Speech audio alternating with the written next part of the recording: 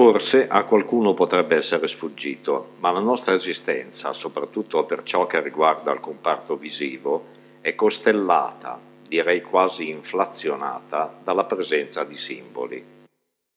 Ci sono più simboli che parole nei vocabolari, motivo di più per frequentare questa playlist. Anzi, già che ci sono, visto che ho citato i vocabolari, vorrei far presente che ogni parola è composta da lettere e ogni lettera in realtà sarebbe un simbolo. Nella trattazione potremmo partire addirittura dalla preistoria, ma in realtà ve lo voglio risparmiare. Ci accontenteremo di partire dall'impero romano, per esempio. SPQR e una bella vigorosa aquila. Abbiamo quindi un logo ed una sigla, proprio come accade per le multinazionali del giorno d'oggi.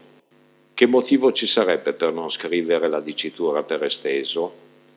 E il motivo è che il simbolo, appartenendo alla sfera dell'inconscio ed essendo una estrema sintesi di un significato totale, è molto più facile da ricordare e da mantenere in memoria. Questa memoria spesso è addirittura la memoria inconscia e la semplice visione del simbolo richiama tutti i significati ad esso collegati. Vi auguro una buona visione.